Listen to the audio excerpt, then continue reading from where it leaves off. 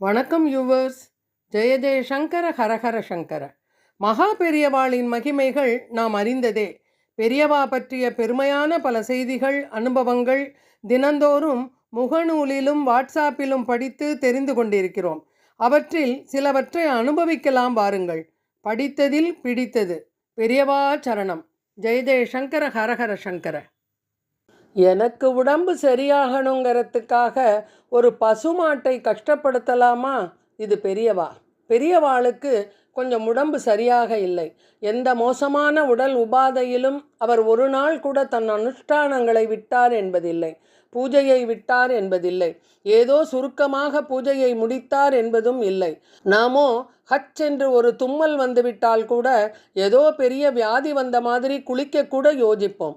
1945 பெரியவாளுக்கு ஹார்ட்டில் கோளாறு உண்டானது. மயிலாப்பூர் டாக்டர் TN கிருஷ்ணசுவாமி ஐயர் வந்து வைத்தியம் பண்ணினார்.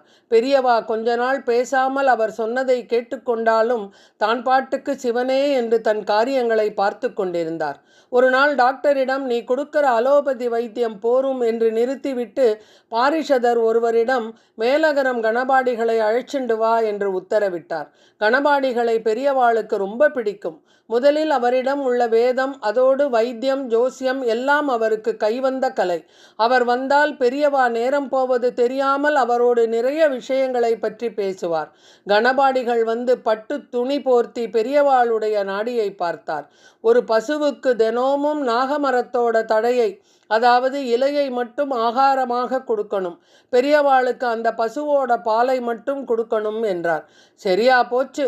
எனக்கு உடம்பு சரியாகணுங்கிறதுக்காக ஒரு பசுமாட்டை கஷ்டப்படுத்தலாமா?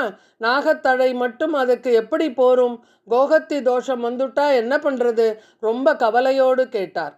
பசுவுக்கு ஒரே மரத்தின் இலையை ஆகாரமாக போடுவதையே பெரியவா கோகத்தி என்றால், அன்றாடம் அந்த மகா மாதாவை பாலுக்காகவும் மாம்சத்துக்காகவும் தோலுக்காகவும் கொடூரமாக வதைக்க அனுப்பும் மற்றும் அதோடு தொடர்பு கொண்ட மனிதர்கள் என்று சொல்லிக்கொள்ளும் மிருகங்களின் கோகத்தி தோஷம் சித்திரகுப்தனுக்கும் எழுத முடியாத அளவு இருக்கும். அதற்குள் பாரிஷதர்கள், பசுவை பட்னி போடலையே பெரியவா, நாக இலையை நிறைய போடலாம் என்று எதையோ சொல்லி பெரியவாளை சம்மதிக்க வைத்தனர். பெரியவாளுக்கென்றே தன் உதிரத்தை பாலாக்கி பிட்சையாக கொடுக்க அந்த கோமாதா செய்த பாக்கியந்தான் எப்பேற்பட்டது! பசுவே பிரத்யட்ச தெய்வம். அவள் பால் அமுதளித்து தெய்வத்துக்கே அம்மாவானாள். ஜம்மென்று நாகத்தழையை தின்று கொண்டு நல்ல தண்ணீரை குடித்து கொண்டு சௌக்கியமாக இருந்தாள் அந்த அம்மா. பெரியவாளும் அவள் தந்த பாலை மட்டுமே பிட்சையாக ஏற்று 3 கால பூஜை தரிசனம் என்று சௌக்கியமாக இருந்தார்.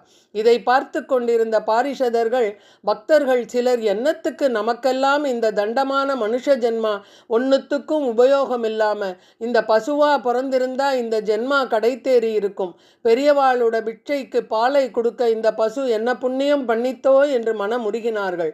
கொஞ்ச நாளில் குழந்தை பெரியவா தாயாரின் கவனிப்பினால் சொஸ்தமானார். ஜெய ஜெய சங்கர ஹரஹர சங்கர. அடுத்த பதிவில் சந்திப்போமா? நன்றி, வணக்கம்.